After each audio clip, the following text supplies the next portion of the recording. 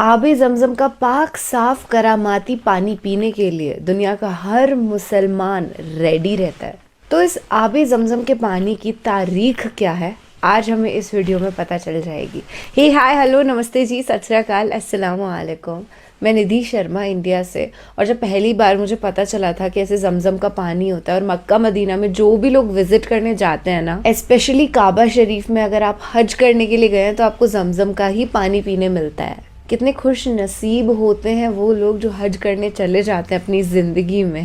خیر، میں اگر اپنی اصلیت بتاؤں تو میں نے کبھی بھی زمزم کا پانی پیا نہیں ہے. ہاں، بہت شدت سے پینا چاہتی ہوں اور ایک دن ڈیفینیٹلی زمزم کا پانی پیوں گی. یہ آپ کو ہی نہیں، خود کو بھی میرا پرومس ہے. اللہ نے یہ دنیا ہی اتنی بیوٹیفلی ڈیزائن کری ہے نا کہ آپ جو چاہو وہ مینیفیسٹ ہو جاتا ہے. پر اب یہ آپ کے اوپر ڈیپینڈ کرتا ہے کہ آپ کو نیک اعمال کر کے نیک چیزیں مینیفیسٹ کرنی ہے یا پھر ایک غلط ڈائریکشن میں جانا ہے. خدا نہ خواستہ کوئی بھی انسان غلط ڈائریکشن میں نہ جائے، میں تو یہی چاہتی ہوں. اور میرے ساتھ میرے آپ پیارے سے دوست ہیں، آپ بھی یہی چاہتے ہیں، میں اچھے سے جانتی ہوں.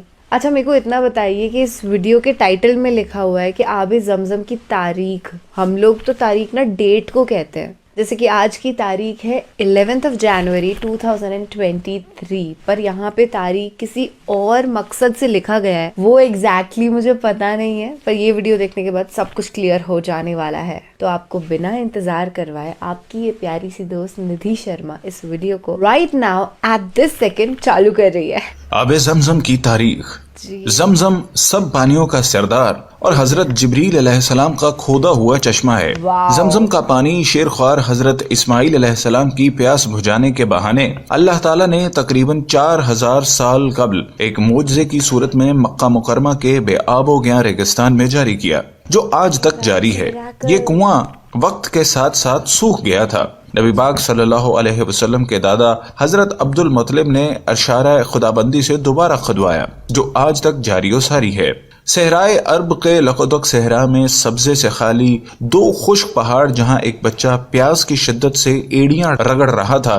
ماں یہ منظر دیکھ کر ہول کھا رہی تھی. مشکیزے میں موجود پانی کب کا ختم ہو چکا تھا. صحرا کی تپتی دوپہر اور جھلساتی لو کے تھپیڑوں نے انہیں جاں بلب کر دیا تھا. ماں اپنے بیٹے کو بلبلاتا، سسکتا اور تڑپتا نہ دیکھ سکی اور پانی کی تلاش میں سامنے موجود صفا کے پہاڑ پر چڑھ گئی، لیکن پانی نہ ملا اور اس پہاڑ سے اتر کر تیزی سے دوسری جانب موجود مروہ نامی پہاڑی پر جا پہنچی.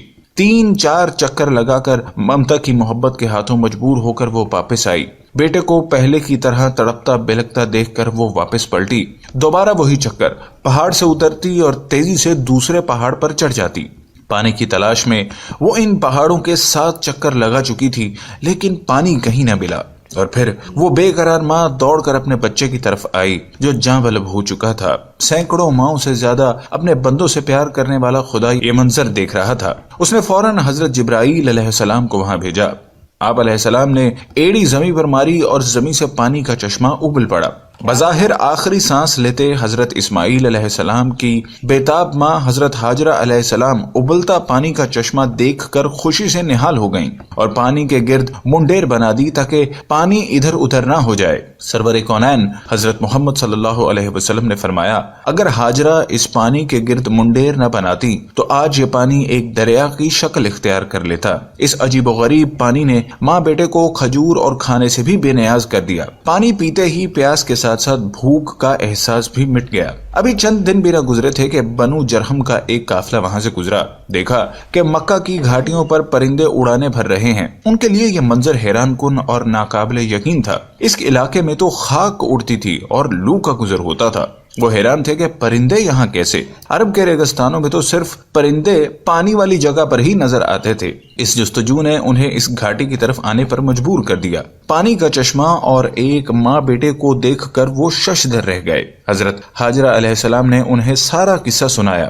بنو جرہم کے قافلے کے لوگ یہ واقعہ سن کر بے حد متاثر ہوئے اور ماں بیٹے کی عظمت ان کے دلوں میں بیٹھ گئی. انہوں نے حضرت ہاجرہ علیہ السلام سے وہاں بسنے کی اجازت مانگی، جو انہوں نے بخوشی دے دی. صحرائے عرب کا یہ بنجر اور ویران ریگستان آباد ہو گیا. حضرت اسماعیل علیہ السلام بڑے ہوئے تو اس قبیلے کے سردار عمر بن مخاز کی بیٹی کے ساتھ شادی کر لی. حضرت اسماعیل علیہ السلام کی اولاد پیدا ہوئی اور ان کو بنو بکر کہا جانے لگا۔ بنو جرہم اور بنو بکر باہمی اتفاق و اتحاد سے کئی سال تک رہے، لیکن آہستہ آہستہ ان میں اختلاف شروع ہوئے، جو اس قدر بڑھے کہ بنو بکر نے بنو جرہم کو علاقے سے نکال دیا۔ بنو جرہم نے اس علاقے کو چھوڑنے سے پہلے خانہ کعبہ کا سارا خزانہ، غلاف کعبہ اور قیمتی تلواریں زمزم کے کنویں میں ڈال دیں اور مٹی سے کنویں کو بند کر کے زمین کو برابر کر دیا۔ آب زمزم کے ارد گرد کا علاقہ پھر ویران ہو گیا۔ حج کے دنوں میں وہ علاقہ آباد ہوتا، لیکن اب آب زمزم کا قصہ یاد ماضی بن کر رہ گیا تھا۔ برسہ برس گزر گئے۔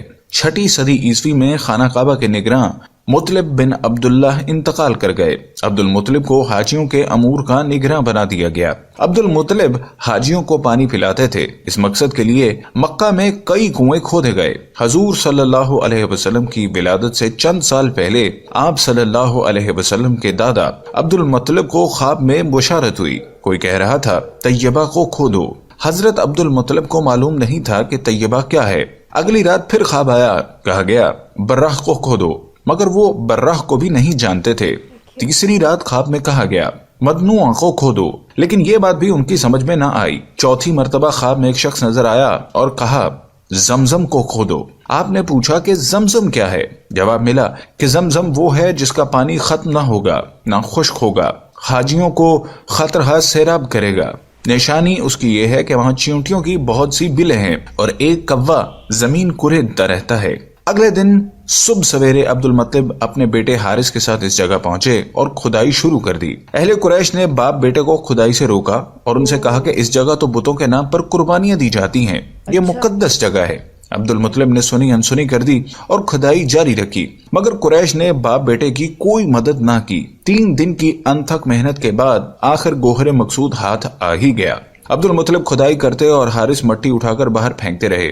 زمزم کا کنواں نکل آیا اور عبد المطلب کے ہاتھ بیش بہا خزانہ لگا جو بنو جرہم نے دفنا دیا تھا۔ اب قریش کی آنکھیں بھی کھل گئیں۔ وہ عبد المطلب کے پاس آئے اور کہنے لگے کنواں تو ہمارے باپ اسماعیل کا ہے، اس خزانے میں ہمارا بھی تو حصہ بنتا ہے۔ عبد المطلب نے صاف انکار کر دیا۔ قریش والے بھی ٹلنے والے نہیں تھے، انہوں نے لڑائی اور جھگڑے کی دھمکی دے دی۔ ابن اسحاق کی روایت ہے کہ معاملہ خراب ہوتا دیکھ کر عبد المطلب نے پیشکش کی معاملے کا تصفیہ کر لیا جائے۔ چنانچہ اس جھگڑے کو نپٹانے کے لیے عرب کے دستور کے مطابق کسی با علم اور دانشمند شخص پر فیصلہ چھوڑا گیا۔ اہل قریش نے کہا کہ شام میں رہنے والے قبیلہ بنو سعد کی کہنا ہی اس کا فیصلہ کر سکے گی۔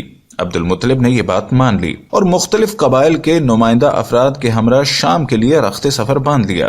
فاصلہ طویل تھا، راستے میں میلوں پر پھیلے صحرا سے گزرنا تھا۔ صحرا میں اکثر لوگوں کے پاس پانی ختم ہو گیا۔ پیاس کے مارے لوگوں کی جان نکلنے لگی۔ جن کے پاس چند گھونٹ پانی تھا انہوں نے دوسرے کو دینے سے انکار کر دیا۔ عبد المطلب کے ساتھی زندگی سے مایوس ہو گئے اور نوبت یہاں تک پہنچی کہ ان ساتھیوں نے کچھ قبریں بھی کھود لیں تاکہ جو پہلے مر جائیں ان کو دوسرے دفنا دیں۔ عبد المطلب سے ان کی حالت دیکھی نہ گئی۔ انہوں نے مشورہ دیا کہ بیٹھ کر موت کا انتظار کرنے کی بجائے سفر جاری رکھا جائے، شاید کوئی بستی نظر آ جائے۔ عبد المطلب کی اونٹنی پر سوار ہو کر اسے کھڑا کیا تو نیچے سے شیریں اور عمدہ پانی کا چشمہ پھوٹ پڑا۔ خوشی سے ان ناقابل فراموش لمحات میں عبد المطلب نے زور سے نعرہ لگایا۔ سب نے پانی پیا اور اپنے برتن بھر لیے۔ یہ ماجرا دیکھ کر تمام قبائل کے نمائندہ افراد حیران رہ گئے۔ انہوں نے کہا عبد المطلب اب ہمیں آگے جانے کی ضرورت نہیں، قدرت نے راستے میں ہی تمہارے حق میں فیصلہ کر دیا ہے، اب ہم تم سے زمزم کے مسئلے پر نہیں جھگڑیں گے۔ جس ذات نے اس بے آب و گیا ویرانے میں تمہارے لیے چشمہ جاری کیا ہے، بے شک اسی نے تمہیں زمزم عطا کیا ہے۔ اس کنویں کی عظمت تو دیکھیے، آب زمزم حضرت اسماعیل علیہ السلام کے لیے نکالا گیا اور اس کی وجہ ان کی والدہ بنی۔ اللہ کے حکم سے حضرت جبرائیل علیہ السلام نے یہ پانی جاری کیا۔ اس پانی کو تمام انبیاء اور نیک لوگ پیتے رہے۔ ایک مرتبہ حضور صلی اللہ علیہ وسلم آب زمزم کے کنویں پر تشریف لائے۔ آپ صلی اللہ علیہ وسلم کے لیے پانی کا ایک ڈول نکالا گیا۔ آپ صلی اللہ علیہ وسلم نے کھڑے کھڑے اس میں سے کچھ پانی نوش فرمایا، پھر اس میں کلی کر دی اور ڈول کو کنویں میں انڈیل دیا، گویا یہ پانی آپ صلی اللہ علیہ وسلم کا جھوٹا ہے۔ حضور صلی اللہ علیہ وسلم نے فرمایا آب زمزم ہر بیماری کے لیے شفا ہے۔ آب زمزم کا کنواں خانہ کعبہ کی جنوب مشرق میں تقریباً 21 میٹر کے فاصلے پر تہ خانے میں واقع ہے۔ اس کنویں کی گہرائی تقریباً 98 فٹ اور اس کے دہانے کا قطر تقریباً 3 فٹ 7 انچ تا 8 فٹ 9 انچ ہے۔ 1953 تک یہ پانی ڈول کے ذریعے نکالا جاتا تھا، مگر اب مسجد حرام کے اندر اور باہر کے